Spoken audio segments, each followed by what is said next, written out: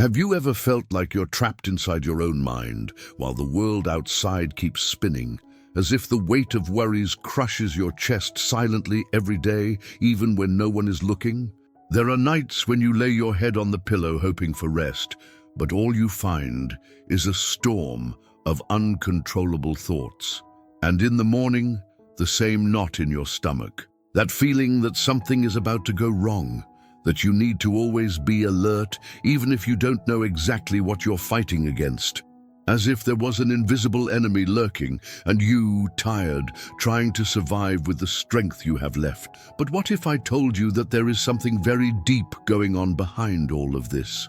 Something most people never realized, but today you will.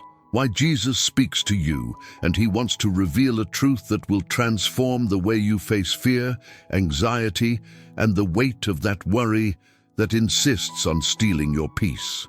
This message is not for everyone. She is for those who have reached the limit and still continue to smile at the world, while inside they are screaming for help.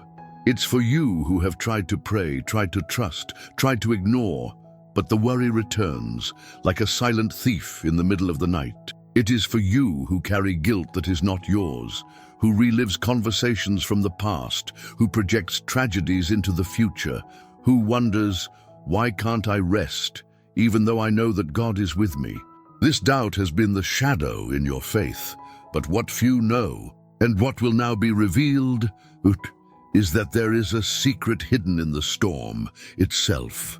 A spiritual key that not only alleviates worry, but transforms the way you live, feel, and believe. Jesus speaks to you, and what he is going to say today is not a common answer. It is not motivational advice, nor a verse used out of context. It's something deeper, more real, something that was hidden from most, but no longer. This truth has the power to free your mind, calm your heart, and renew your faith in ways you may have never experienced before. You are not here by chance. It wasn't the algorithm that brought you, it was God himself. And he prepared this moment as a direct whisper to your spirit, so that you understand the weight you carry is not yours to bear alone. And if you stay with me until the end, you will discover what he wants to deliver to your heart today. Take a deep breath, open your heart, because the journey to liberation begins now. If you are here now, know it was not by chance. Jesus speaks to you, and he has brought you exactly to this moment. You may not even be able to explain why you clicked on this video, but something in your heart pulled you here, and that already says a lot. Because when the heart feels, it is because the Spirit is calling. How many times have you felt alone, trying to carry the weight of life on your shoulders, suffocated by worries that no one else sees? How many times have you prayed in silence, begging for a sign, for comfort, for an answer? This is the answer. This is the voice you needed to hear, and now you have a choice. You can simply watch, or you can participate in this spiritual journey with all your soul. You can make this moment an altar, a delivery, a seed of faith. If this message has already started to touch your heart, write it now in the comments. I trust in Jesus. Because this sentence is not just a comment, it is an act of faith, a step towards healing. And it might be exactly the words someone else needed to read to keep from giving up. Your comment could be a light in someone's darkness.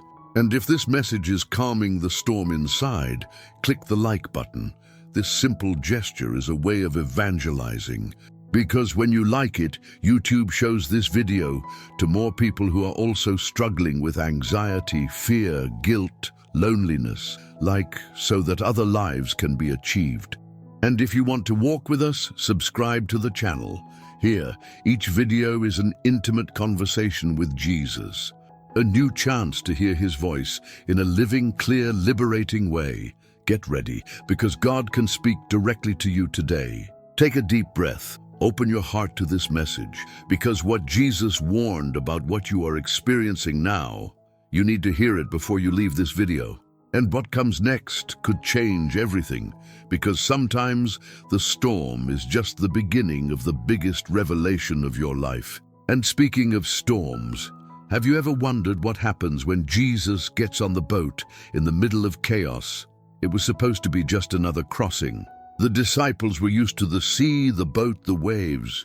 It was just another night. But suddenly everything changed. The sky darkened without warning, the winds became violent, and the waves began to swallow the boat as if at any moment everything was going to sink. The sea, which used to be just a passage, has become a threat.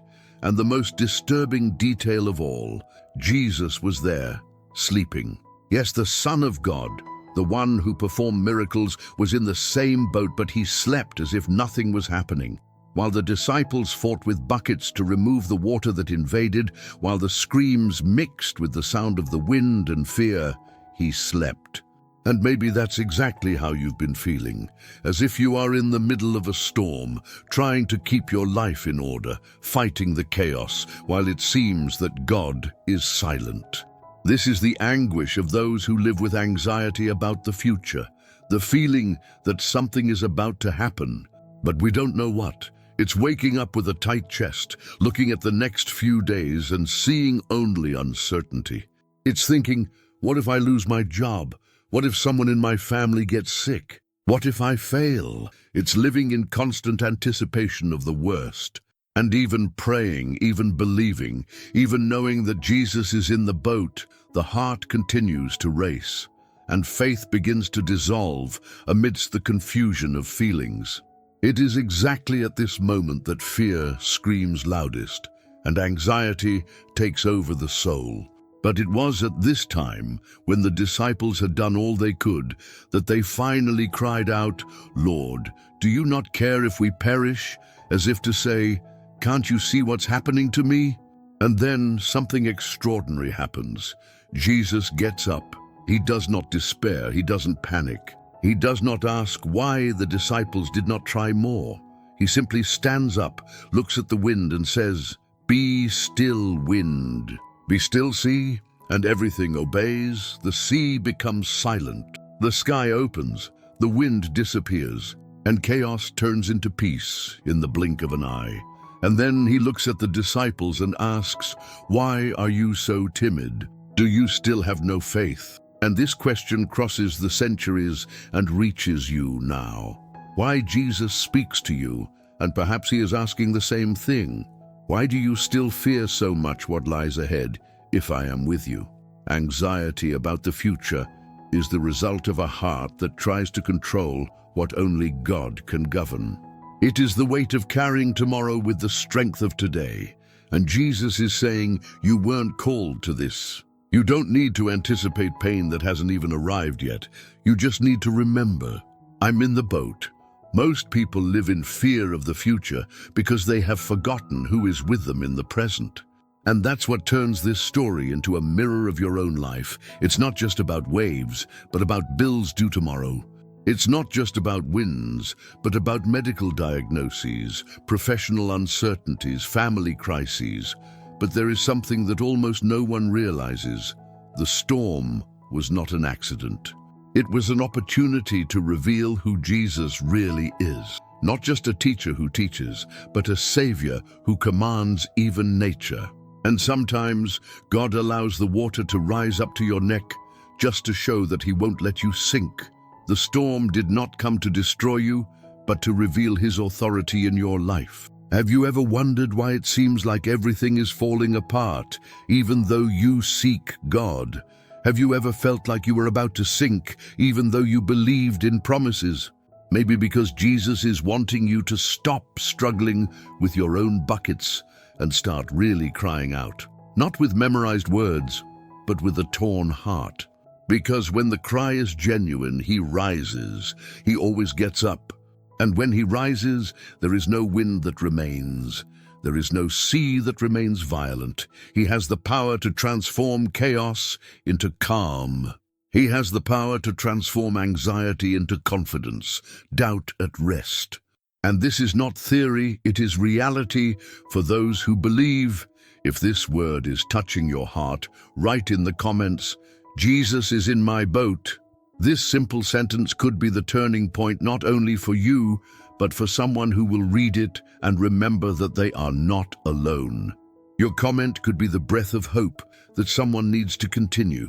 Sometimes all a person needs to not give up is knowing that there is another heart facing the same storm, and believing that Jesus will calm it down.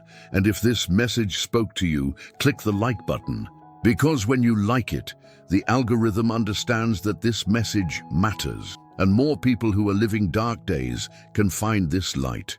And if you want to continue receiving words like this, subscribe to the channel now. Here, you won't just hear about God. You will feel Him speak to you, because each video is an opportunity to hear Jesus calling you by name and saying, "It is I." Fear not, but that's not all. Something even more powerful is about to be revealed, because anxiety doesn't just manifest itself in fear of the future. Often it hides in an even more silent and destructive place, the racing mind that never rests, not even when the body is lying down. Everything seemed under control, until the noise of his own heart began to bother him more than the silence around him. Martha walked back and forth, her hands full and her soul even fuller. The house was full, there was a rush, there were tasks, there was expectation. Jesus was there in the room, speaking words that echoed like eternity, but she couldn't stop. I couldn't breathe, I couldn't hear. Every step she took through the house was a reflection of her boiling mind. It was as if the world inside her was more chaotic than everything around it. While she prepared the meal, cleaned, organized, her sister Maria did the unthinkable. She sat, simply sitting at the feet of Jesus, as if time had stopped for her. And that bothered me. It was very uncomfortable, because inside Martha there was a constant demand, a sense of urgency, a feeling that everything depended on her. As if she didn't do it, everything would fall apart, and then she explodes. She can no longer take that disconnect between what she feels and what the world sees. "Lord, don't you mind that my sister leaves me to serve alone? So tell her to help me." But what comes next is not a rebuke to Mary. It is a revelation to Martha. Jesus looks into her eyes and says, "Martha, Martha, you are restless and worry about many things, but only one is necessary." He doesn't criticize your effort. He doesn't take your dedication for granted, but he reveals that even in the midst of everything that seemed important, the essential was being forgotten. The stillness, the delivery, listening, the presence. Jesus speaks to you right now, and perhaps you are saying the same thing. You are getting lost in the hustle and bustle of your mind. How many times do you try to rest, but your mind keeps working? How many nights with eyes closed and thoughts open? How many moments when your body is still, but inside you are running an invisible marathon? This is called functional anxiety. It's when everything seems normal on the outside, but on the inside you're exhausted, and no one sees. But God sees, Jesus sees, and He doesn't just see, He calls you by name, what she called Martha twice, with love, tenderly, truly. It is in this repetition that there is healing. Martha, Martha, as if to say, I know your rush. I see your struggle, but you no longer need to move without stopping. You just need to listen to me. There is a sacred invitation hidden in the chaos of the racing mind. Stop, to sit, to listen. Choose the best part. It's not about abandoning responsibilities, but about placing spiritual priorities above mental pressures. Because being at the feet of Jesus is not an escape from reality. It is a reunion with the essence. It's letting Him organize from the inside out what you try to control from the outside in.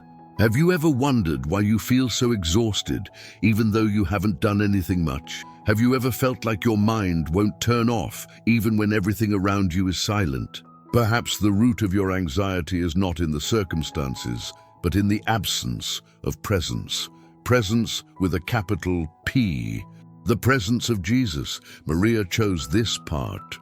She was not passive, she was intentional. She decided to stop everything to feed on the only thing that could sustain her soul, the voice of Christ. And this choice has not been forgotten. Jesus said, Mary chose the good part, and it will not be taken away from her. there is a difference between being busy and being overwhelmed, between doing a lot and living restlessly. A racing mind is the silent scream of a soul in need of direction.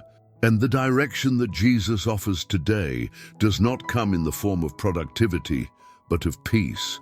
He is saying, you can stop now. You can come and sit down. I don't need you to solve everything. I just want you to listen to me. And if you listen, something inside you will change. It will reorganize itself. It will calm down. If this word spoke to your heart, write in the comments, Jesus, I choose your presence. Because this phrase is a spiritual decision, a step towards rest that does not depend on vacation, but on faith. And your comment could be the boost someone needed to understand that stopping is also an act of courage, that sitting at the feet of Jesus is not being weak, it is being wise. Your comment could be the encouragement someone needs today. And here comes the most impressive part of this story. The true cure for mental anxiety is not in trying to do less, but in listening more. And what Jesus wants to say to you today is something that will reorder everything inside, because the silence you seek so much begins when the soul surrenders to his voice. The sun scorched the skin, and the desert seemed to have no end. The steps were heavy, the eyes burned, the heart beat as if it were carrying the weight of an entire world. Hagar walked aimlessly with her son in her arms, rejected, expelled, without direction. Every grain of sand felt like a reminder of abandonment. Every breath of the wind, an echo of solitude. There was no shelter. There was no water. And worse than the physical thirst was the thirst in the soul. The despair didn't just come from the circumstance, but from the feeling of not being seen by anyone, forgotten by Sarah, rejected by Abraham, invisible to the eyes of the world. She was just another discarded woman trying to survive. But what no one knew, not even her, was that the entire sky was watching, that at that very moment God's eyes were upon her. Not with judgment, but with compassion. When Hagar leaves the boy under a bush and walks away so as not to see him die, she is at the limit of grief. And anyone who has loved deeply and yet had to let go knows exactly what she felt. That moment is the portrait of someone who feels defeated by life. The outer desert becomes a reflection of the inner desert. And it is there, in this valley of total exhaustion, that something surprising happens. An angel appears, and he doesn't just appear. He calls Hagar by name, because God does not forget who others abandon. He does not ignore those who the world rejects. And more, he hears the boy crying, he sees Hagar's distress, and he responds with a promise that changes everything. Fear not. And then the biblical text says something extraordinary, and God opened her eyes, and she saw a well of water. Jesus speaks to you, and perhaps you are doing exactly that now, opening your eyes to something that was always there, but that despair prevented you from seeing. Maybe you're in the middle of your own emotional desert, feeling rejected, forgotten, like no one sees your pain. Maybe you're struggling with the weight of loneliness, even when surrounded by people. Maybe he was pushed away, without warning, without explanation, and now he's trying to survive with the crumbs of hope he still has left. But there is a well, there is a fountain, and the God who saw Hagar also sees you. There is something profoundly liberating about this story. God did not change the desert. He changed Hagar's view. Because sometimes liberation does not come with a change of scenery, but with the revelation of what is already there, available, prepared, hidden until our eyes open. This is the God who speaks to you today. The God who sees you in the silence, who even listens to the crying that doesn't come out of his throat, who walks with you even when everyone else moves away, and he calls you by name. I won't eat another one, but as someone who matters. Have you ever felt this way, as if no one noticed your pain? As if your story were invisible, like you're screaming inside, but no one is listening? The truth is that many people carry this feeling, but few have the courage to verbalize it. and this silent pain grows, creating an abyss between the soul and faith. But today, something changes, because the same voice that spoke to Hagar is speaking to you, and it's saying, I see you, not just your words, not just your prayers, but your silences, your breaks, your tears that you wipe away before anyone notices, your sighs into the pillow. God sees everything, and more than that, He cares. He sends provision. He reveals the well. If this message spoke to your heart, comment now, God sees me. Write this as a statement of faith, not because you feel it, but because you believe it. Because there is power in affirming a truth, even when the soul is still in the desert. And your comment could be the one that touches the heart of someone who feels invisible right now. Your comment could be the encouragement someone needs today. And if that word reached you, click the like button now. This simple gesture is a powerful way to spread hope. The algorithm may not understand, but the Holy Spirit does. When you enjoy, you share this truth with other lives. And if you want to continue receiving messages like this, subscribe to the channel. Here, each video is a conversation between you and the sky, because yes, Jesus speaks to you, and He speaks in a living, direct, real way. But that's not all. Something even deeper is about to be revealed. Because there are times when fear is not about abandonment, but about the feeling of not being enough. And when life demands more than we can give, the heart wonders, can I handle it? And what comes next will change the way you see everything. Night fell over the camp, but Gideon's heart was still at war. It wasn't just a battle against the Midianites, it was against the fear of not being able to cope. He looked at the number of his enemies as if looking at an impossible future. A crowd against him, a gigantic army that made the ground shake. And on the other side, just ordinary, tired, insecure men. He himself is a countryman with no experience in combat. But God had called him, God had chosen him. And Gideon, although trembling, responded, but God's answer seemed strange. At each step, the Lord did not increase the army. He decreased it. Out of thousands, 300 remained. Just 300 against a crowd. It was as if God was saying, you don't need strength in numbers. You need faith. And that was the twist. Gideon's hardest fight wasn't against his enemies. It was against the voice within that said, you are not enough. Have you ever felt this way? As if life demands more of you than what you have to offer. As if everyone expects you to handle everything. Home, work, family, emotions. While you can barely keep your own heart up, there is a silent anxiety that builds every time you feel like you are falling short.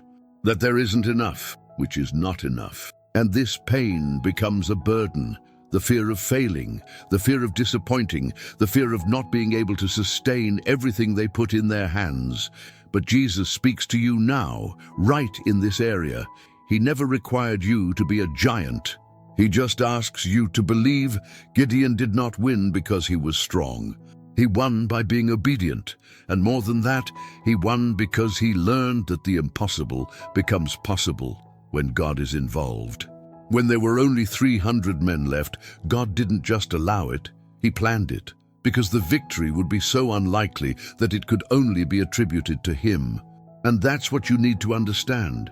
There are battles in your life that seem too big, precisely because God wants to show that the strength is not in you, but in Him. He wants to free you from the illusion that you need to carry everything alone. He wants to show you that even your limits are tools in His hands, because when you get to the end of yourself, that's exactly where He begins. Perhaps you are facing a scenario like Gideon. Everything around you seems bigger, stronger, more prepared, and inside you there is only fear. But this word arrives like an arrow in His spirit. With these 300 men, I will save you. Judges 7:7. That is, with the little you have, with the limited resources, with the strength you still have left. God will act, because victory does not depend on your ability, it depends on His presence. The worry of not being able to cope has paralyzed many people. They wake up with the weight of the day on their shoulders. The thought is always the same. How am I going to do all this? What if I can't do it? But what few realize is that this constant demand is a spiritual trap, a way to take your eyes off God and place them on your own performance. It's the same as saying, it's up to me, but it doesn't depend. And isn't that a relief? Knowing that the responsibility to save, to sustain, to overcome is not in your hands, but in the hands of the Father. If this word spoke to you, declare in the comments, Lord, with what I have, I trust. Write it as a step of faith, like a cry from the Spirit saying, I can't handle it, but you can. Your comment could be the encouragement someone needs today, because often the miracle begins when we recognize that we are not strong, but that we are willing to continue, even if we are weak. And if this message touched your heart, click the like button so that others can also be blessed. This simple action can be the instrument to bring faith to those who are feeling insufficient right now. And if you want to continue walking with us, subscribe to the channel. Here, each video is a reminder that you are not alone. Jesus speaks to you, and when he speaks, even 300 become more than enough. But that's not all. Something even more powerful is about to be revealed. Because there are moments when the pain is not in fighting with what is missing, but in the fear that even the basics, like tomorrow's bread, will disappear. And what comes next will change the way you view God's provision. The smell of hunger hung in the air, not the smell of pans on the fire or freshly baked bread, but the silence of empty pans, the echo of dishes that don't clink because there is nothing to serve. This is what the widow of Zarephath faced, the harsh reality of absolute scarcity. Water and flour were all that remained between life and death. And yet in that desperate scenario, God sends the prophet Elijah with a word that, at first glance, seems almost cruel. Do it for me first. How can you ask for something from someone who has nothing? How can we demand generosity from someone who is trying to survive on their last handful of flour? But this is exactly where the story changes. Because God's miracle doesn't begin when there's plenty left. It begins when, even in lack, there is faith. Have you ever found yourself in this position, feeling like you're at the end of your rope, trying to stretch what little you have, emotional, financial, physical, to stay on your feet for another day? Financial worry is a kind of pain that eats away at you because it doesn't just limit choices. It threatens dignity. She suffocates. She presses, and she insists on saying, you are alone. But Jesus speaks to you now, and he wants to break this cycle of fear, bringing a transforming truth. It's not how much you have that determines what God can do. It's how much you trust. The flour did not multiply before faith. It multiplied upon delivery. As the widow mixed, formed, and baked, something invisible happened. The miracle was in her hands. Because when the heart obeys, even in the midst of scarcity, heaven responds. The pan of flour will not run out, and the cruse of oil will not run out. 1 Kings 17:14. This promise is not about extravagant abundance, it's about daily provision. Enough for today, enough for each step. The certainty that if God is involved, you will not be left wanting. Maybe you are there, struggling to keep your accounts in order, trying to protect your family from the anguish you feel yourself. Perhaps you are praying silently, asking for just a little relief, a sign that you will not be shamed. And that message is the signal, because the same God who saw that widow in the anonymity of her pain is also seeing you now. He's not waiting for you to have more. He is waiting for your heart to trust more. And that trust doesn't have to be noisy. It can be a simple attitude of not giving up today, to continue believing that somehow there will be bread for tomorrow, that the little you have, your time, your money, your strength, in God's hands becomes enough. The widow's faith didn't just feed her and her son. He also fed the prophet, and he kept alive the hope that seemed about to die. If this word spoke to your heart, write in the comments, God is my provision. Don't just write this as a sentence. Write it as a prophecy about your home, about your family, about your history. Your comment could be the encouragement someone needs today. Maybe someone is going through a similar situation to you, and your act of faith will be the spark of hope they need. And if this message touched your heart, click the like button so that others can also be blessed. This simple gesture could be the means by which God will make this word reach the heart of someone who now has an empty closet, but is waiting for a miracle. But that's not all. Something even deeper is about to be revealed. Because there are times when the need is not always physical. Sometimes what's running out isn't the food, it's the soul. And when tiredness goes beyond the body and reaches the spirit, there is a living spring waiting to flow. What comes next will change the way you understand true rest. A woman, alone, under the scorching midday sun, walked to the well. It was not the usual time to fetch water. The other women went early together, talked, laughed. Not her. She avoided the looks, the judgments, the silent questions. His heart was exhausted from trying, his spirit dry as the sand of Samaria. The pain she carried was not visible to ordinary eyes. It was the kind of pain that silences the soul, that makes it feel empty even when surrounded by things. It was a thirst that could not be quenched with water. She knew the weight of being avoided, whispered about, rejected. I knew what it was like to sleep next to someone and still feel alone. I knew what it was like to be seen but never welcomed, until she found Jesus. Or rather, until Jesus waited for her. In that meeting at the well, there was no sermon, there was no accusation, there was revelation. If you knew the gift of God and who it is that says to you, "Give me to drink," you would ask him, and he would give you living water. John 4:10. Jesus speaks to you exactly the way he spoke to her, with mercy, with truth, with promise, because he does not ignore the tiredness of the soul.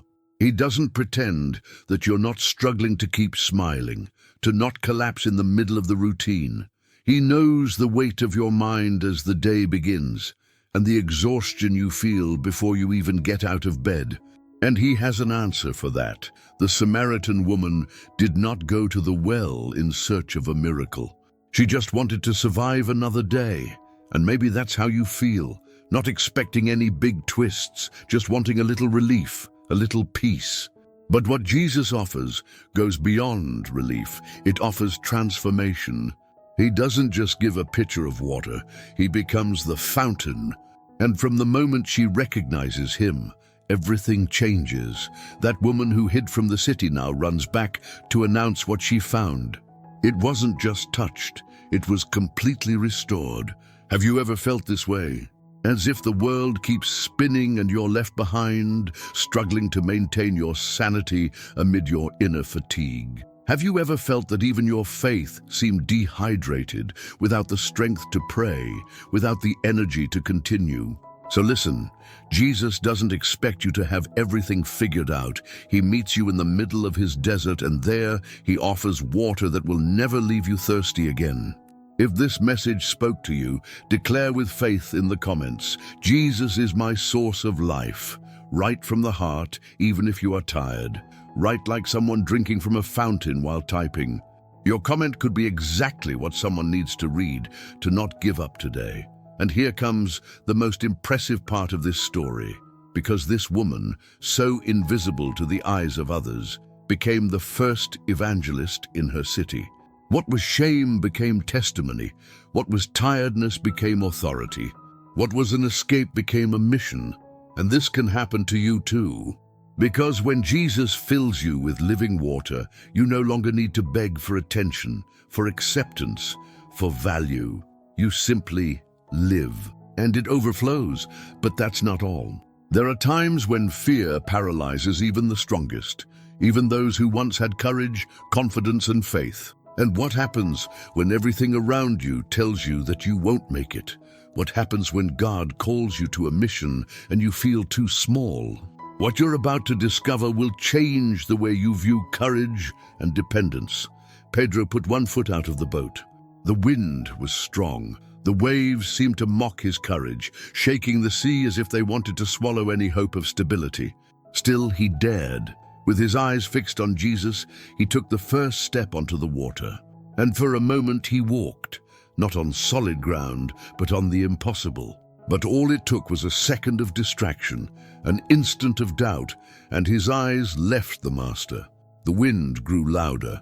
Insecurity screamed louder, and Pedro sank.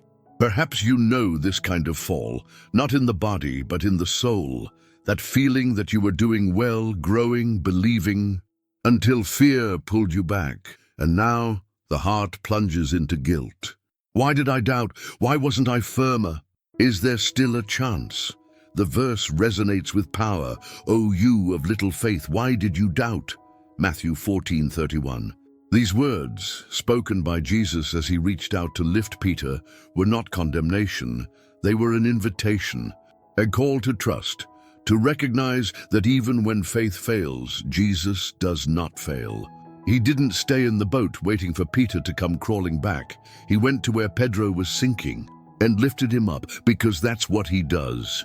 Jesus speaks to you not only in your moments of worship, but also in your moments of breakdown, when fear paralyzes you, when you feel like you won't make it, when your step of faith ends in a fall. He doesn't distance himself, he rescues you. Have you ever felt like your faith was too small to move forward? Have you ever thought that because you made a mistake, God would let you sink alone?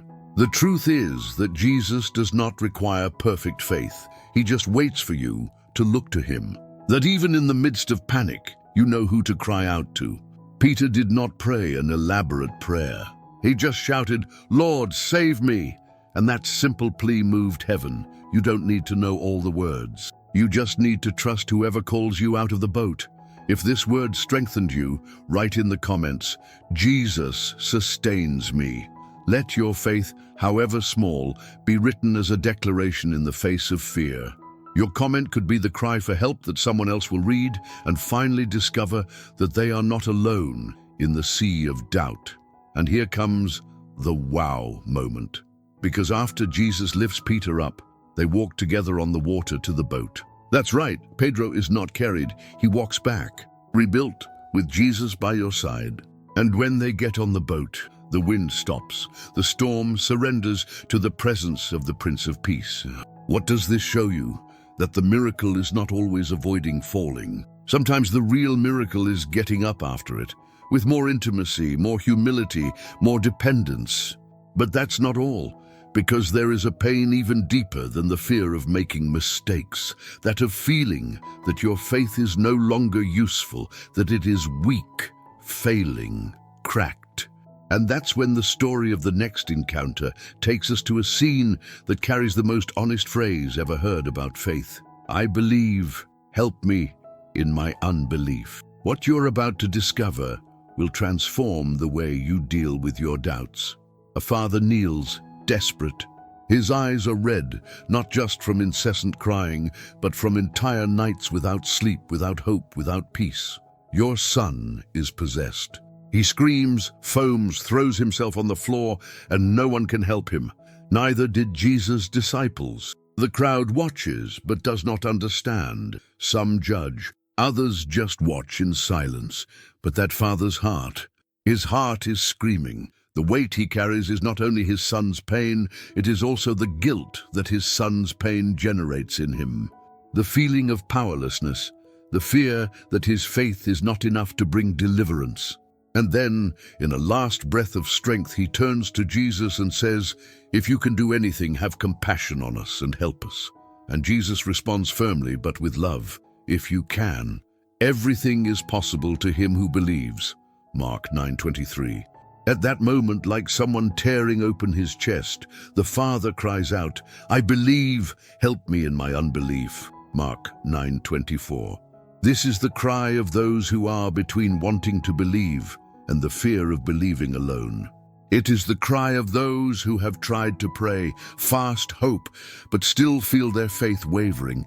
It's the cry of someone who is exhausted. Have you ever been to this place? Have you ever felt like your faith is so small that it doesn't seem like it's enough to achieve the miracle you need? Have you ever carried the guilt of thinking that the problem persists because your faith is not strong enough? This story is for you. Because what Jesus did there was not demand faith without cracks. It was responding to that father's honesty. He saw the heart, he saw the effort, he saw desperate love and tired faith, and he acted. Jesus speaks to you now and says, I'm not waiting for you to have perfect faith. I'm waiting for you to call me from the depths of your fear, even if it's with a trembling voice. Maybe you are not experiencing demonic possession in your home, but perhaps he is facing a son who has lost his way to drugs, a mother who fell ill, a marriage in ruins, a diagnosis that broke the ground beneath his feet. Perhaps what is possessed is not a person, but their heart. Gripped by anxiety, paralyzed by guilt, suffocated by doubt. And you, like that father, are trying to believe, but inside you there is a war between I believe and help me because I am losing faith. And that's the beauty of this moment. Jesus didn't turn away. He did not drive that father away because of his fractured faith. He heard him, he moved, and the miracle happened. If this message is touching your heart, comment now. Jesus, help me in my unbelief. Don't be ashamed to admit where you are. This may be the most sincere step of faith of your life. Your comment could be the encouragement someone needs today to know they are not alone struggling with their doubts. And now, pay attention to this. The boy, after being freed, appeared dead. So strong was the release, so intense was the transition from torment to freedom that everyone said, "He is dead." But Jesus took him by the hand, and he stood up. Is there something inside you that seems dead? Faith, hope, courage. Jesus is reaching out. He doesn't just want to cast out your emotional demons. He wants to lift you up. And the most impressive detail, the disciples later ask why they were unable to expel that spirit. Jesus responds that guy only leaves with prayer and fasting. What does he mean? That there are fights that cannot be won with performance. They win with depth, intimately, with sincere dependence on God. But that's not all. Something even more powerful is about to be revealed. Because there are moments when God seems not to hear, where his silence screams louder than any pain. And it is in this silence that many give up. But what if I told you that God's silence is not absence, but preparation? What you are about to discover will change the way you interpret every unanswered prayer. Lazarus was sick, and Jesus knew, but still he stayed 2 more days in the same place. 2 whole days. Even though he knew his friend was on the verge of death, 2 days of silence. 2 days in which Mary and Martha, Lazarus's sisters, saw their brother's body get worse. 2 days in which they probably prayed, fasted, begged, and heard nothing. They didn't see anything. The sky was silent. When Jesus finally decides to go to Bethany, Lazarus had already died. 4 days ago. 4 days of mourning, of pain, of frustration. Martha goes to meet Jesus and says the phrase that you may have already thought of in moments of despair. Lord, if you had been here, my brother would not have died. John 11:21. It is at this point that something profound needs to be revealed. God's silence is not always rejection. Sometimes it is a divine strategy to show something much bigger than we imagine. Jesus' delay was not inattention, it was intention. Because the miracle he wanted to perform was not just a cure, it was a resurrection. Now think about yourself. How many times have you prayed in faith? How many times have you asked for an answer, a sign, a direction, and all you got was silence? The silence that corrodes, that makes you doubt. The lack of answers generates an avalanche of insecurity. Did he hear me? Is my faith weak? Did I do something wrong? Jesus speaks to you now. His time is not yours, but his miracle always arrives at the right time. He didn't lose control of his story.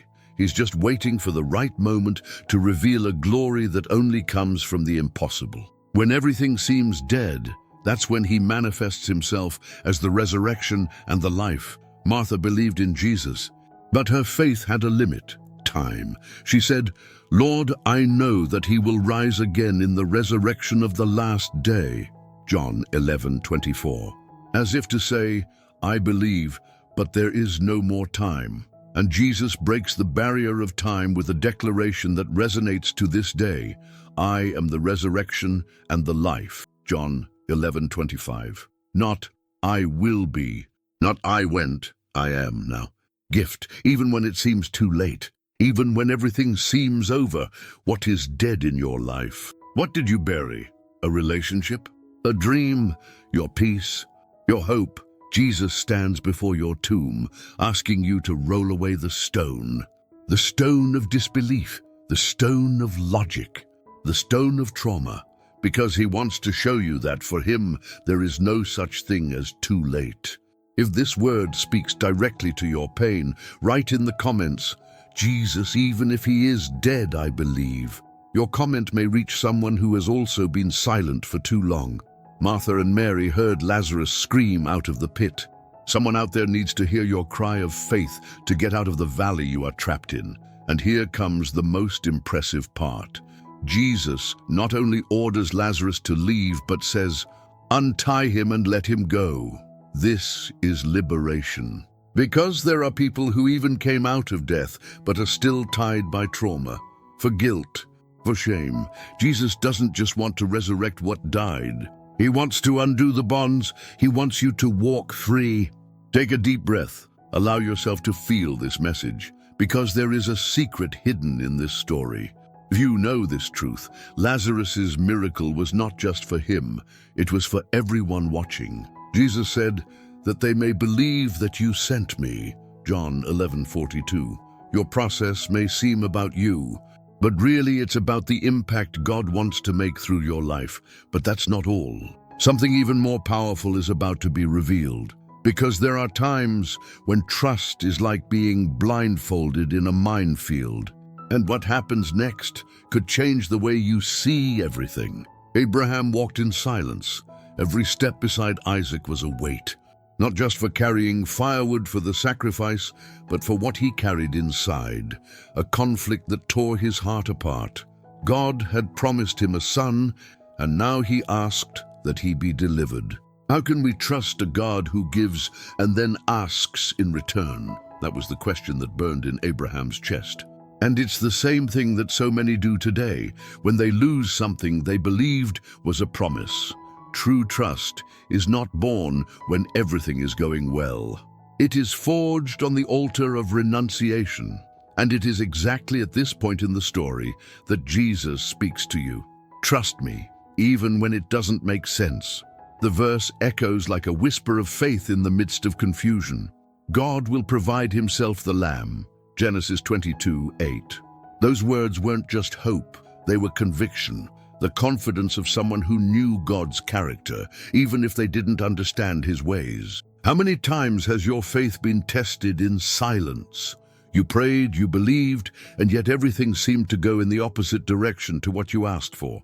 The provisions seemed distant, the path confusing, and God's voice absent. But there is a powerful secret in this story that needs to be revealed. God never intended to take away Isaac. He wanted to show the world how far the faith of a man who trusts goes. And he wanted to reveal something even greater, that he himself would provide the sacrifice.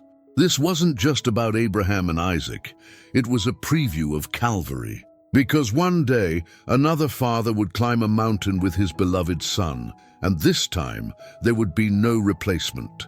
The lamb would be sacrificed for me, for you. This is the essence of faith that overcomes worry. It is not based on logic, but on relationship. It's not blind, it's intimate. It's knowing that even when everything seems to be falling apart, God is writing something bigger. And even if you're holding the knife, about to lose what you love most, you can still look to the sky and declare, the Lord will provide. Because he always provides. Always at the right time. His way.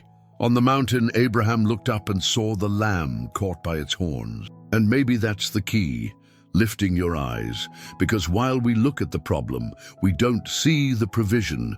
While we are stuck in anguish, we lose sight of the miracle that is already on the way.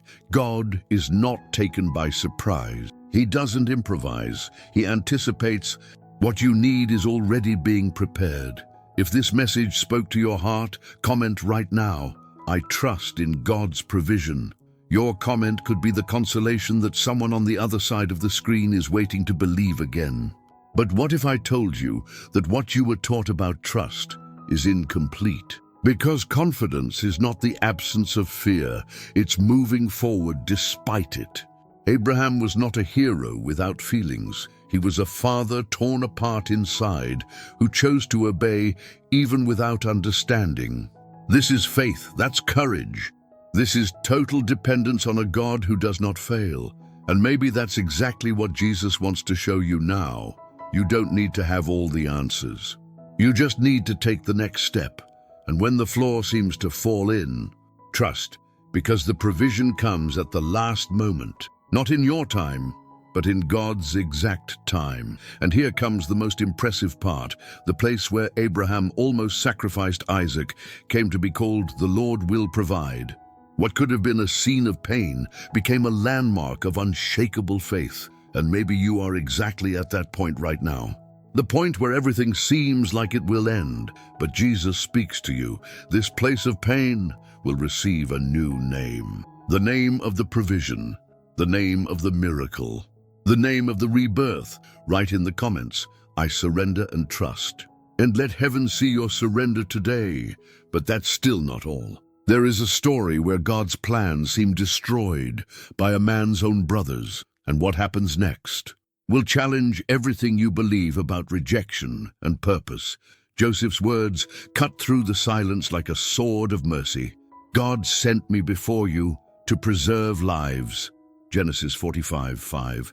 But to understand the depth of this moment, we need to go back to the beginning. A young man, betrayed by his brothers, thrown into a dry well, sold into slavery, unjustly accused, imprisoned for years, forgotten.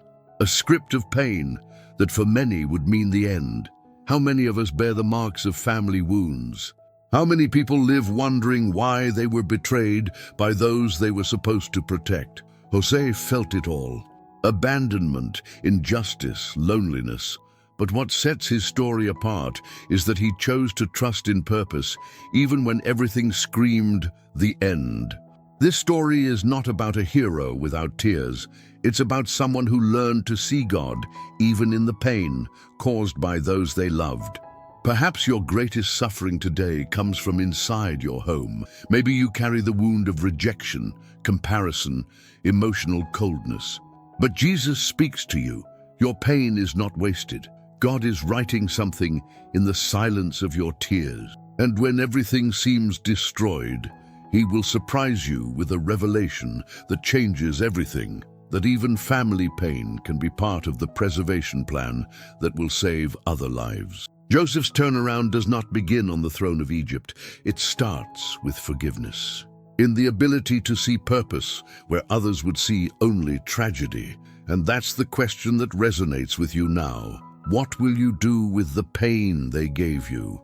Will you carry it as a prison or hand it over as seed? Joseph chose to plant forgiveness where he had been hurt. And that opened up space for the miracle. Because when Joseph revealed himself to his brothers, he didn't point fingers. He opened his arms. The man who had all the power to take revenge chose to love. And here's a secret hidden in this story.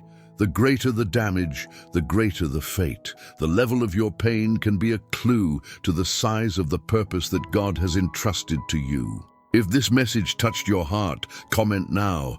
Jesus is greater than the wounds of my family. Your comment could be the breath of hope someone needs to forgive today. Maybe you are still inside the well. Maybe you're in a prison of oblivion, waiting for someone to remember who you are. But pay attention, none of these places canceled God's plan for Joseph. On the contrary, they were part of the path, they were necessary. Because in each of them, Jose was being shaped for the right moment, and the moment has arrived. As it will also come to you, God is preparing you. He did not forget the promises. He didn't abandon the dreams He made you dream. What seems like a delay is alignment. What seems unfair is training. What looks like abandonment is driving. And here comes the most powerful part. When the brothers knelt before him, as in the dream years ago, Joseph did not say, "I have won." He said God did it. This is the key to peace. Knowing that your life is not in the hands of men, but in the hands of God. Not even other people's bad decisions have the power to cancel his plan for you. Not even the cruelest betrayal can stop the heavens from moving, because heaven does not depend on circumstances. It depends on faith, faith that forgives, faith that waits, faith that surrenders to God even what he does not understand. Write in the comments, God turns wounds into mission, and declare that your story does not end in pain. It starts with her, but that's not all. There is a calling made before a boy is even born, and what happens next will redefine the way you see your identity. Jeremiah was still very young when he heard the voice of God break through all the noise of insecurities that surrounded him. He was still a boy. There was still no proof of its value. He still carried within him the fear that many of us know. What if I'm not enough? What if I can't do it? But before he could say any words of apology, God said something that echoes to this day with a force capable of dispelling all doubt. Before I formed you in the womb, I knew you.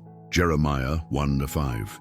And here's a powerful truth. God's purpose for your life didn't begin when you felt ready. It started before you existed. Before the failures, before the criticism, before the fear. God had already separated you. How many times have we felt like Jeremiah, too small, unprepared, full of excuses? And when we look in the mirror, all we see are limits. But Jesus speaks to you. Your identity does not come from what you feel. It comes from what he declared. And he declared that you were known, set apart, and established by him. That changes everything. Because when the world tells you you can't, heaven responds, you were already born chosen. Jeremiah did not receive an easy calling. God called him to face kings, peoples, nations. But what strengthened that young man was not the absence of struggle. It was the presence of promise. Maybe you are exactly at that point. You know there is a purpose, but fear paralyzes you. Insecurity screams. Comparison with others suffocates you. You feel small in the face of the call. But what if I told you that it is precisely in this weakness that God will manifest his glory? That he chooses the unlikely to confuse the powerful? That he uses timid mouths to proclaim eternal truths? If you have ever doubted your worth, comment now. God has known me since the womb. Your comment can break chains of doubt in someone's life today. Jeremiah was called to be a prophet, but his real mission was much greater, to be the voice of God in times of chaos. He didn't have all the answers, but he was certain God would be with him. And that same promise is yours. When you feel insecure, know that security lies in those who sent you. When you don't see fruit, trust in the seed he planted. When fear tries to silence you, remember, the word that is in you did not come from earth. It came from heaven, and the sky doesn't fail. There is a dangerous trap that the enemy uses against the chosen: comparison. It makes you look at other people's gifts, other people's progress, other people's achievements, until you forget who you are. But you are not called to be a copy. You have been called to fulfill a unique mission. Your voice has a timbre that no one else has. Your look, your story, your pain. God transforms all of this into a message, and when you start to see yourself as God sees you, everything changes. Because you stop hiding behind excuses and start walking with purpose. Jeremiah cried. He was afraid there were crises, but he never gave up. Because once you understand that you were known by God before you existed, you can no longer see yourself as a mistake. And that is the key to overcoming insecurity, rooting yourself in eternal truth, not in what they say, not in what they feel, but in what God said about you. And he said, I have known you, I have set you apart, I have made you. This is not just a statement, it's an identity. Comment now. I was separated by God, and publicly declare that your value comes not from performance, but from purpose. But that's not all. Something even deeper is about to be revealed. What if your past, however dark it may seem, is exactly the stage where God will manifest his most scandalous grace? On the way to Damascus, a man breathed threats, hatred, and guilt. His name was Saulo, and he carried prison letters in his hands, and in his eyes a religious fury that fueled a past marked by persecution and blood. He thought he was doing God's will, but he was blind, literally and spiritually, until the light shone. A light so intense that it knocked him to the ground, and with it came a voice that did not condemn him, but called him, "Saul, Saul, why are you persecuting me?" It was there, on the ground, blind and confused, that one of the greatest transformations humanity has ever seen began. God did not erase Saul's story. He redeemed her. He used her. He rebuilt it, because Jesus speaks to you even at the lowest point on your road. And what he says is not, "Why did you do this?" but rather, "Get up, enter the city, and there you will be told what you should do." This is the power of the gospel. He doesn't deny the past, but he also doesn't let it define who you are. What defines your identity are not the mistakes you made, but the grace that reached you. And Paul, yes, the same Saul, understood this like few others, so much so that years later, already transformed, he boldly wrote, "But by the grace of God, I am what I am." 1 Corinthians 15:10. It's not the trauma, it is not the sin, it's not someone else's judgment, it's grace. And when you understand this, something breaks inside. Shame loses its power, repentance finds forgiveness, and the soul finds rest. Have you ever carried guilt for something that Jesus has already forgiven? The past is no longer your sentence. He becomes a witness. But the enemy, knowing the power in your redeemed story, will constantly try to trap you in guilt. It will remind you of what you did, what you said, who you were. And here's the twist. The more he tries to trap you in it, the more God will use that same pain as a tool of liberation for others. Paul did not hide his story.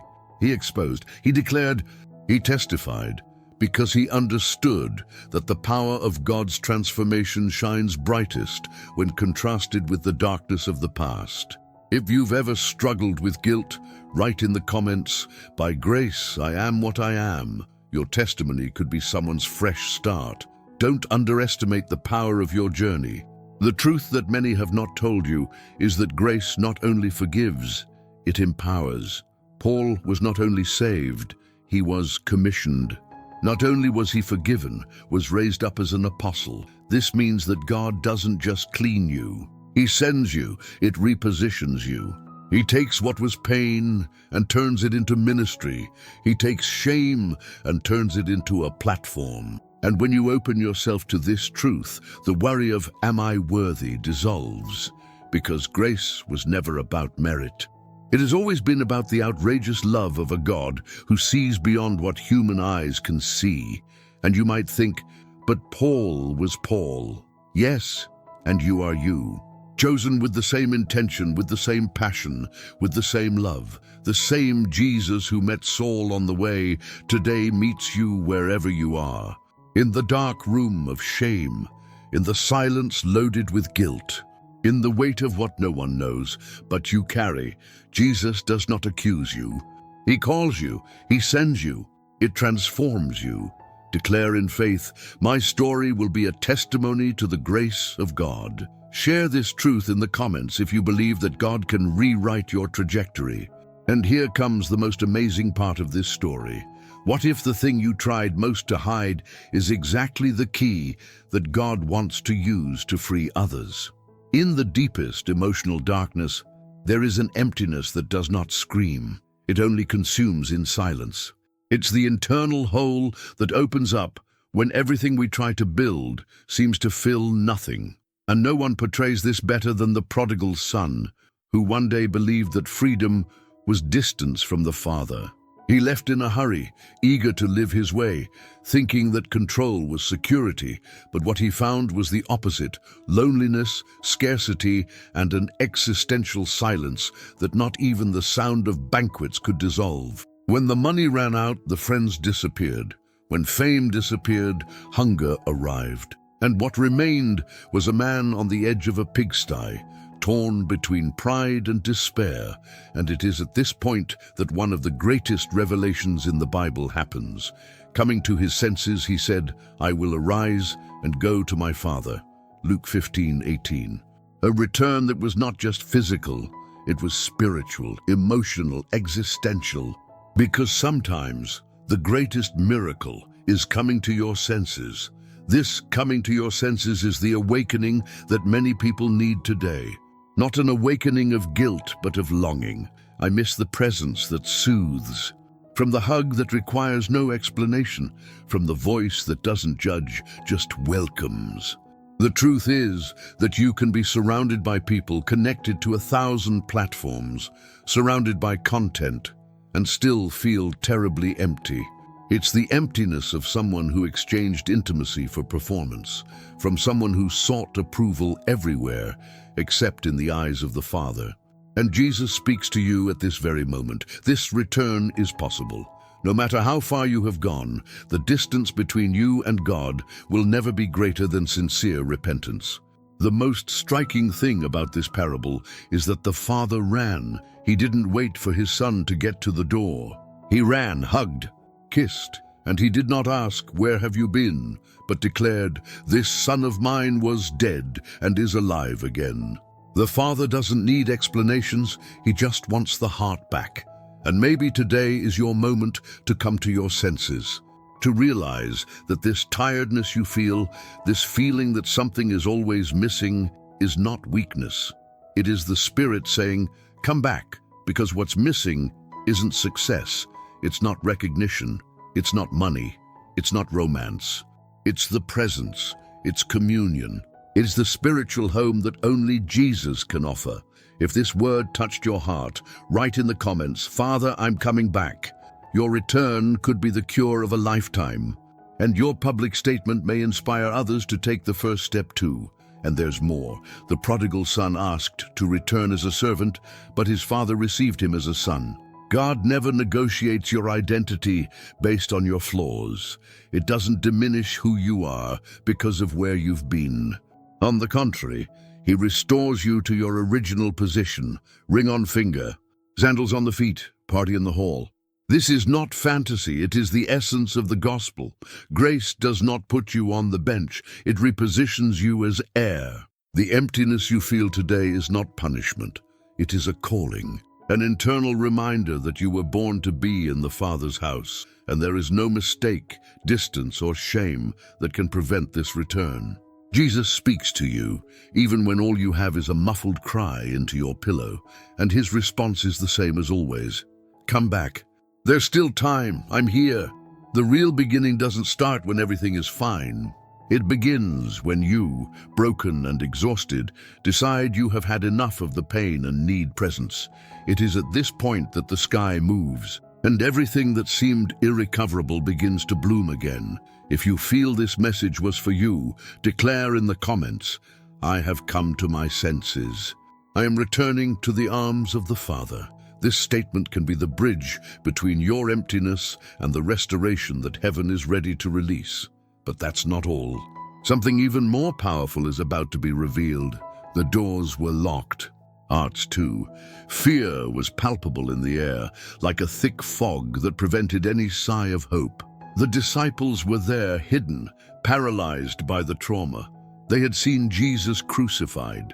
They had felt the ground of reality crumble beneath their feet. He who walked on the water was now in a tomb. And with him, their faith seemed buried too. There were no more plans, there was no more certainty. There was only one type of prison left that no one sees, the prison of the soul. And it was exactly in this environment of closed doors, broken hearts, and almost dead faith that Jesus entered. Yes, he entered. Even with everything locked up, he appeared. And the first thing he said was, "Peace be with you," John 20:19. Not "what did you do?" Not "why did you doubt?" but peace. This is one of the most powerful statements anyone can hear in the midst of anxiety, panic, or exhaustion. Because the peace of Jesus does not depend on the absence of chaos. She enters the chaos. It invades the locked places of the mind and soul. How many times have you felt this way, surrounded by invisible walls, unable to take a deep breath, waking up tired even after a full night's sleep, feeling like something is missing but unable to name what it is? It is the absence of true peace, that which does not come from external circumstances, but from the internal presence. And Jesus speaks to you now, "Peace be with you." It is curious that even though resurrected, Jesus does not appear with dazzling lights or thunder in the sky. He arrives meekly, with the same voice as before, and shows the marks. The wounds were still there. Because the peace of Christ does not ignore pain, it transforms pain. And maybe that's what you need to hear today. The peace you seek so much doesn't require everything to be resolved. It only requires that you make room for Jesus to enter, even though everything seems locked. Even if your mind is confused and your heart is calloused, he doesn't ask for the key. It goes through the walls of the soul. If this message found your heart, write in the comments, "Jesus, come in even when everything is locked." Your comment might be just what someone else needs to read to let peace in too. And you know what else is impactful? Jesus shows his hands and his pierced side as if to say, "I understand what pain is." He doesn't arrive demanding faith, he arrives showing empathy. Because our Savior is not indifferent to our fragility. He carried it in his own body. And that's why he can give you a peace that the world doesn't know, a peace that requires no explanations, that doesn't wait for you to be strong enough, that simply reaches you, where no one else can reach, where you don't even think you are anymore. Sometimes anxiety feels like an internal maze, where every thought is a door that won't open. But what if the answer was never to try to open those doors yourself? What if the answer has always been to let Jesus walk through them, because he still does? He still goes where no one else goes. And when he enters, peace enters with it. The mind slows down, the chest expands, the soul breathes, and what seemed impossible to calm begins to silence. Not because everything has changed on the outside, but because something deep realigned inside. If this word brought calm to your spirit, write in the comments, "Peace be with me." It may be a short phrase, but it carries a cry that heaven hears loud and clear. And here comes the most amazing part of this story. After Jesus said peace, he breathed on them and said, "Receive the Holy Spirit." That is, he doesn't just bring peace. He empowers us to carry it. It's not just about being calmed, it's about becoming someone who spreads that same peace wherever they go. The peace you receive today can be the balm someone else will feel tomorrow. This isn't just consolation, it's purpose. You are not broken for nothing. You are being rebuilt from within to be a channel of what has already reached you. But that's not all. Something even more powerful is about to be revealed. The desert heat was relentless, but the feeling of being lost was even more scorching. The people of Israel walked under a sun that seemed to burn not only their skin, but also their hopes.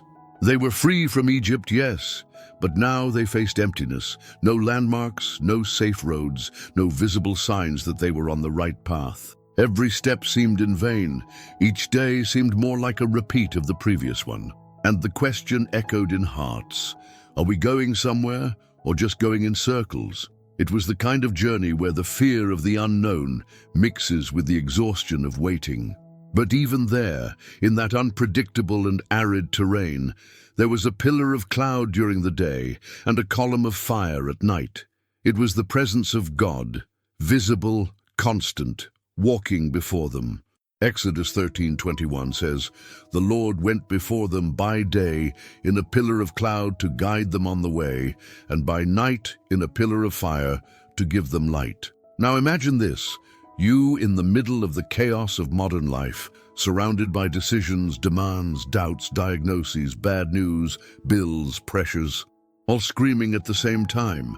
It's easy to feel like Israel, walking without direction, reacting more than choosing. And in this state of internal confusion, we often become paralyzed, and it paralyzes not just the feet, it paralyzes the spirit. We lose our sense of purpose, of direction, and begin to live only in survival mode. But here is the truth that Jesus speaks to you today. Even when you don't know where to go, God is already guiding you. Yes, He goes before you. He doesn't just walk beside you, He goes before you. He prepares the way. He anticipates obstacles. He illuminates the darkness. And more than that, He doesn't depend on your strength, your performance, or your lucidity to guide you. Because He understands that there are days when you can't even pray clearly. There are days when all you can say is, "Jesus, help me." And it is on these days that His presence reveals itself as cloud and fire. Cloud to refresh the restless heart, fire to warm the tired soul, direction for the spirit that has lost its way. If this word is bringing clarity where there was only confusion before, write in the comments, "Lord, guide my steps." Your testimony can open the eyes of someone who is walking blindly. And now comes the wow moment. People didn't need to understand the desert to continue. They just needed to look up. As long as the cloud was moving, they moved. When she stopped, they stopped. They didn't have to decipher the future. They just had to trust. And this is one of the most liberating lessons for those who live suffocated by worry.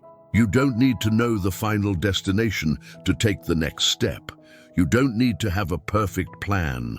You just need to trust the one who is already there, who already knows your tomorrow, who has already written the days of your life before any of them existed. This is not philosophy. This is promise. Perhaps you feel right now as if you are in the middle of a desert of decisions, trying to hear God's voice amid the noise of anxiety. And Jesus speaks to you, "I am going forward." This means you are not lost. You are being led. Even if it seems slow, even if it seems stopped. Because sometimes silence is also direction. Sometimes what you call stagnation is God saying, "Stay, rest, wait. It's not time to walk yet." And other times, when everything seems threatening and you want to stop, He says, "Go, I am with you. I will part the sea if necessary." If this message spoke to you deeply, write in the comments, "Even without seeing, I follow your cloud." Don't underestimate the power of your comment. It could be the confirmation someone needs today. And do you know what's most beautiful about all this? The pillar of cloud and fire was not just a divine GPS, it was a symbol of God's constant presence. The direction He gives is not just functional, it is relational. God does not guide from afar. He guides close, He guides in detail. He guides at the right time, and that means you're not at the mercy of chance. Your life is not adrift. Your story is not an accident. There is a firm, safe, loving hand leading you, even when you feel most vulnerable. But that's not all. Something even more powerful is about to be revealed. The army lined up rigid in silence. Experienced men, shining armor, sharp spears, but none of them moved. Everyone was paralyzed. Ahead, the Philistine giant roared insults day after day, mocking God's people. Goliath was not just a physical threat. He was a mirror of the shame of a people who had forgotten who their God was. In the middle of that valley, fear was king, and among so many strong soldiers, it was a red-haired boy, a sheep herder, slight, who decided to do what no one else had the courage to try. David appears with a slingshot in his hand, but with something infinitely bigger in his heart, the certainty that he was not alone. And when everyone said he was too small, too weak, too inexperienced, he responded with faith. "The Lord delivered me from the claws of the lion and the bear. He will also deliver me from this Philistine." 1 Samuel 17:37. This is not just the story of a battle. It is the revelation of an identity. It is the moment when David chooses to stop comparing himself to the size of the problem and starts to trust in the size of his God. And now listen to me carefully. How many times have you done exactly the opposite? How often do you look at the giants in your life, the accumulated bills, the emotional pain, the diagnosis, the failures, the anxiety, and compare yourself to them? "I'm not enough. I don't have what it takes. I'll never make it." But Jesus speaks to you now. Stop measuring yourself with the ruler of the world. I see you with the eyes of heaven. You don't need to win with the strength of your arm. You don't need to prove your worth with achievements. God didn't call you to be strong in human eyes. He called you to trust, to rest in the truth that He empowers you. And here's the secret no one told you. Comparison is a sneaky thief. It enters your heart and steals your identity, erases the shine of your faith, and convinces you that you need to be someone else to deserve God's love. But Jesus loves you exactly as you are, not because of your victories, but because of your delivery. He's not waiting for you to grow up before He starts using you. He's waiting for you to believe. If this word is breaking chains in your heart, write in the comments, "I am what God says I am." And don't underestimate the power of this statement.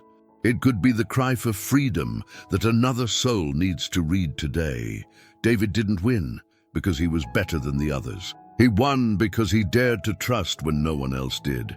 And do you know what this teaches us?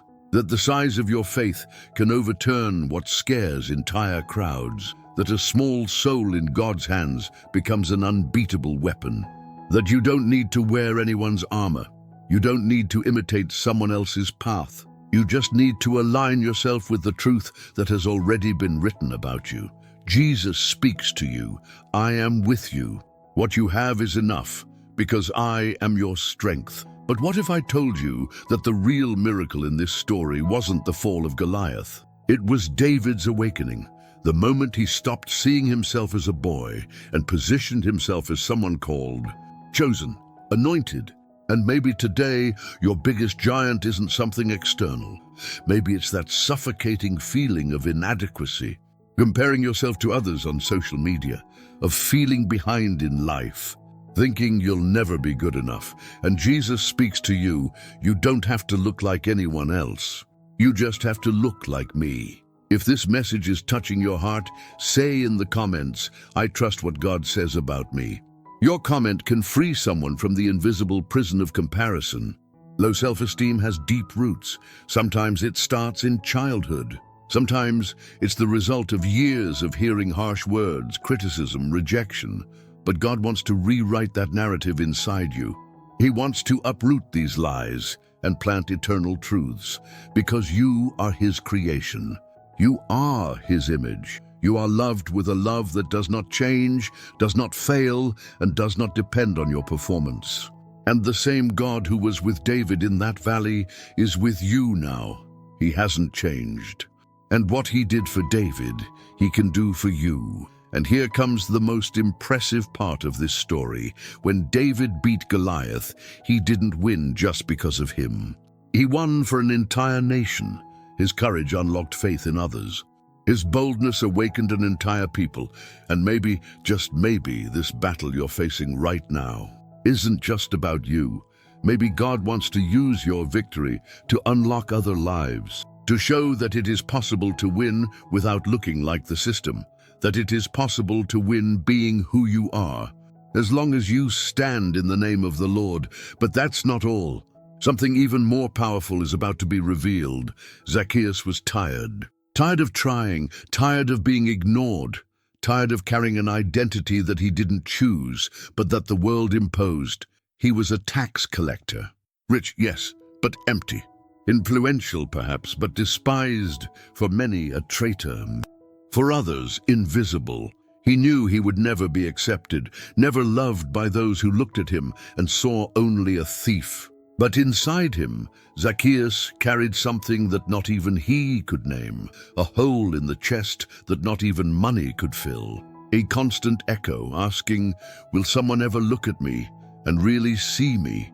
So when he heard that Jesus was coming to town, his heart sank. He didn't know exactly why, but he felt like he needed to see him. Just seeing it would be enough. And that's what he did.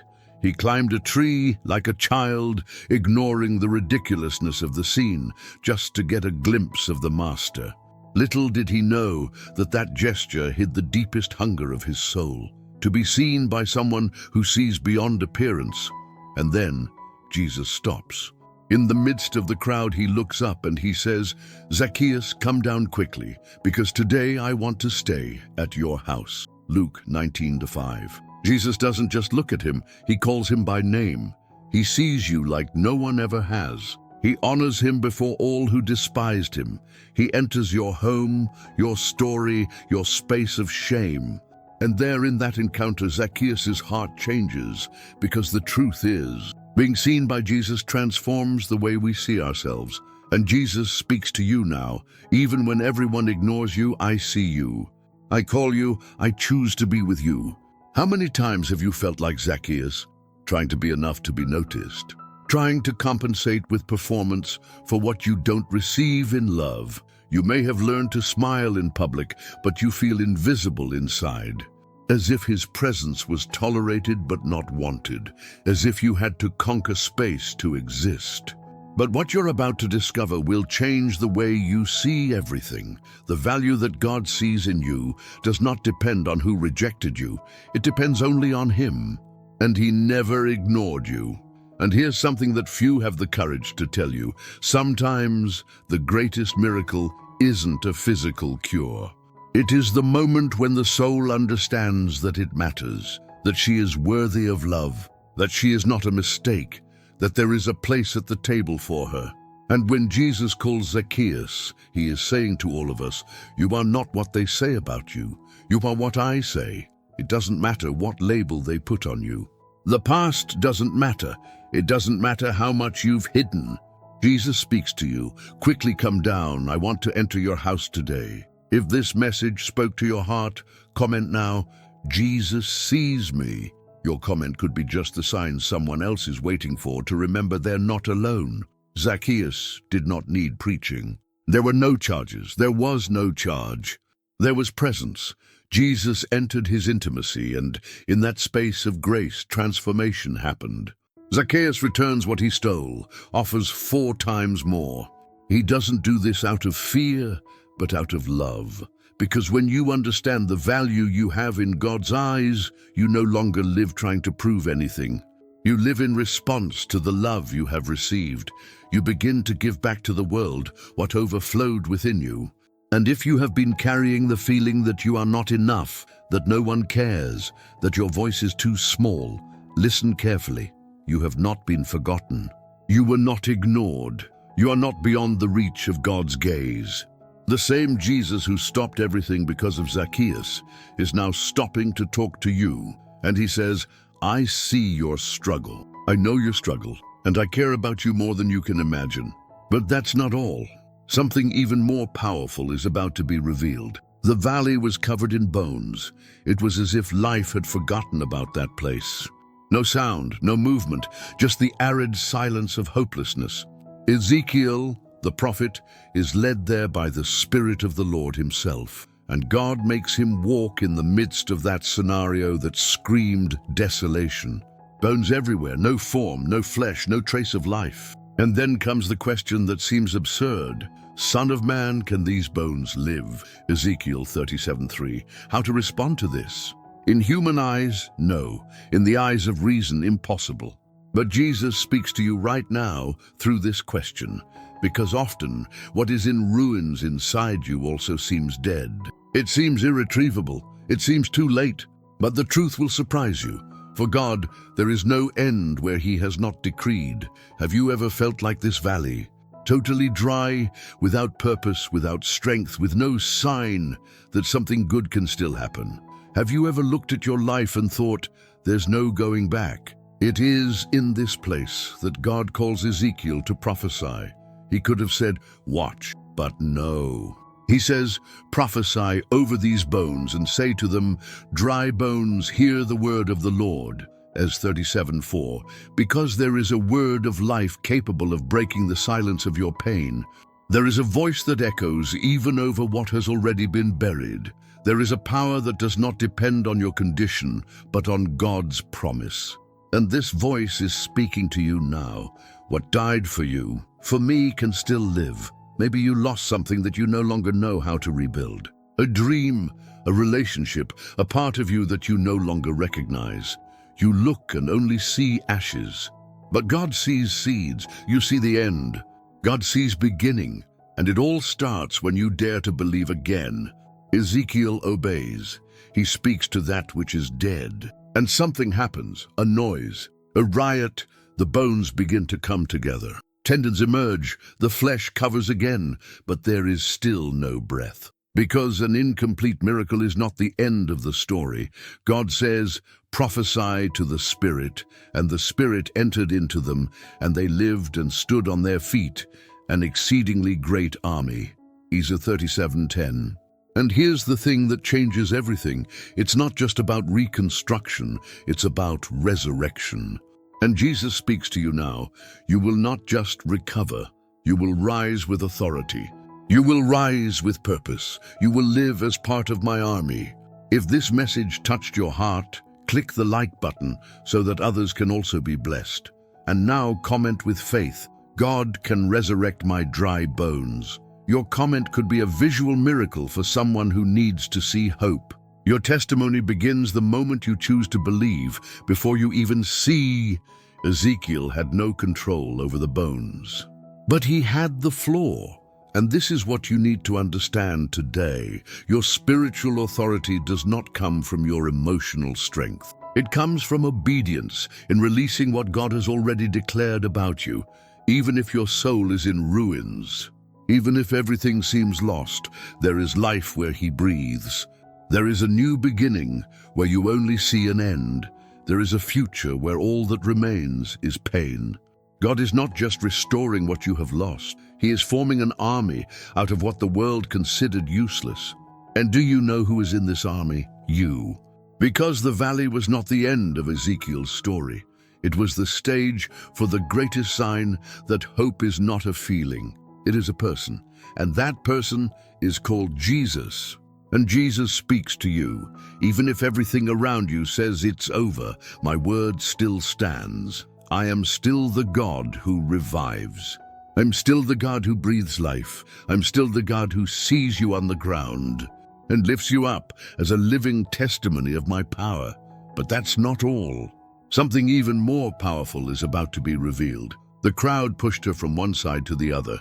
Everyone crowded around Jesus, but a woman, silent, suffering, hidden among faces that didn't see her, was about to do something that no one dared. 12 years of bleeding. 12 years of being rejected, considered impure.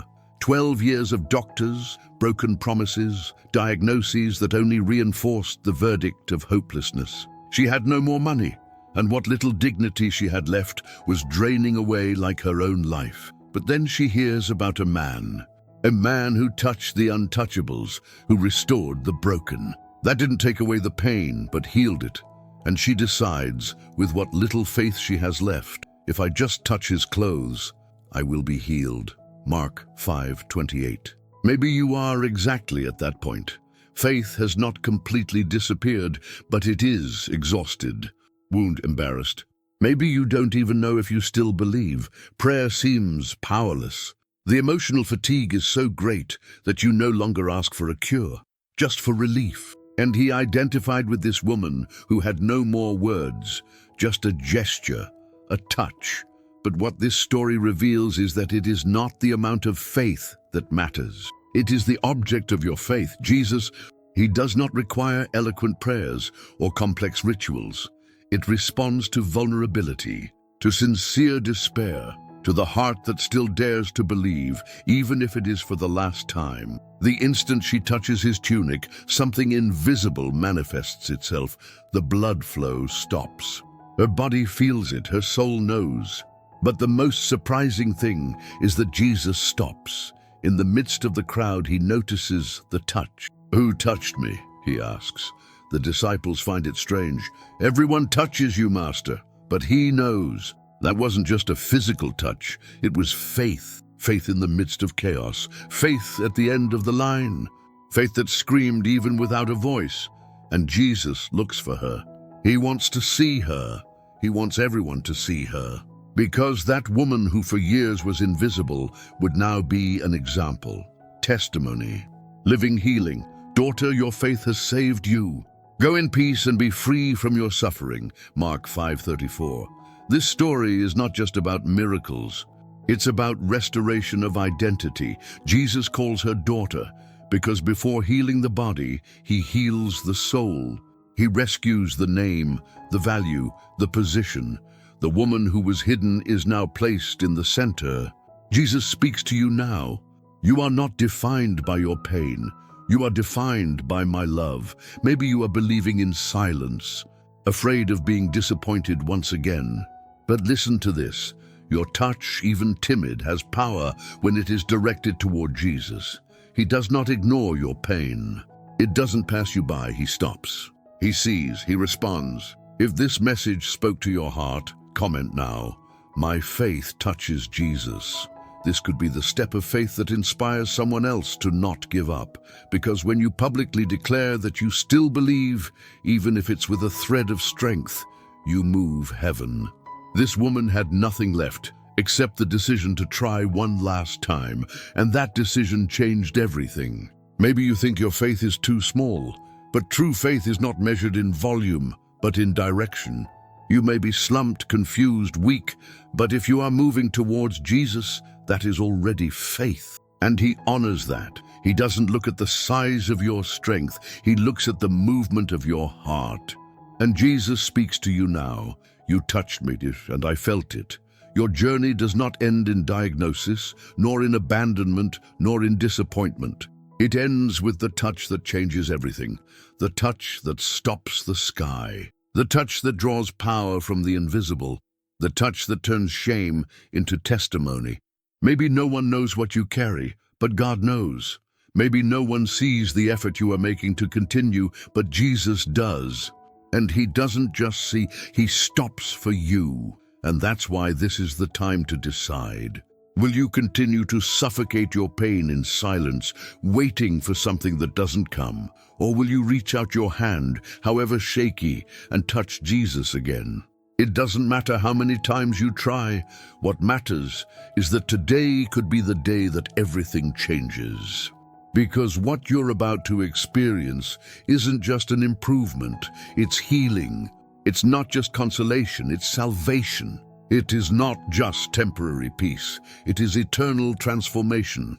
Where Jesus speaks to you, and the touch of faith never goes unnoticed. And here comes the most impressive part of this story. If you felt your heart burning, if at some point during this journey your tears came without asking permission, if something inside you awakened, it's because Jesus spoke to you. None of this was by chance. Every story, every verse, every pain revealed here, everything pointed to a single destination: your cure, your liberation, your reconnection with the voice you thought had been silent, but he never stopped calling you. And today now he's telling you, son, daughter, I'm here, and I'm ready to lift you up. We walk together through valleys of abandonment, uncertainty, emptiness, comparison, fear, silence. We touch scars that perhaps you hide even from yourself, but at the end of it all, one truth screams louder: you are not alone. Jesus still heals, still talking, still restores, and when he speaks, chains fall. Hearts are mended and souls find rest. Now take a deep breath, because the time has come to stop everything and pray. Nothing, absolutely nothing is more important than that. Don't miss this chance. Don't postpone this delivery. Maybe you've never said a prayer out loud. Maybe you don't think you're worthy. But listen, this is your time. Jesus is waiting for you. Close your eyes now and repeat after me, in faith and with a torn heart before the Father. Lord Jesus, I come to you now, just as I am. With the broken pieces, with accumulated fatigue, with a soul wounded by the worries of life, I recognize that I can't do it alone anymore. Therefore today I open my heart and invite you, come in, Lord, play where no one else can touch. Heals what no one else can see. Forgive my sins, restore my ways, and transform my mind. Teach me to live by faith and no longer dominated by fear. From now on, my story is in your hands. I declare that I am yours, and I want to walk with you every day of my life. In the name of Jesus, Amen. If you've come this far, it's because God is working in your life, and he didn't start something to leave it half done.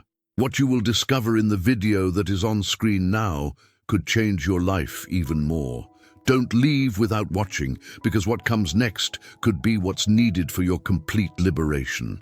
It's a new dive, a new response from God for your soul. Click and continue this process. Don't stop now. Your faith deserves this next step. Comment here, "I made it to the end," and leave your name as a living testimony that you decided not to give up. It may be this statement that touches another weary soul in the comments. Share this video with someone who is about to fall apart. You can be God's instrument to lift a heart today. And subscribe to the channel. This isn't just a click. It's a leap of faith, a step to continue receiving words that sustain you when the world falls apart. If this message touched you, be reciprocal with the mission that touched you. Help this message go even further. And keep this promise in your heart. Call to me, and I will answer you, and I will tell you great and sure things that you do not know. Jeremiah 33:3. Your story doesn't end here. She's just getting started, with Jesus by her side.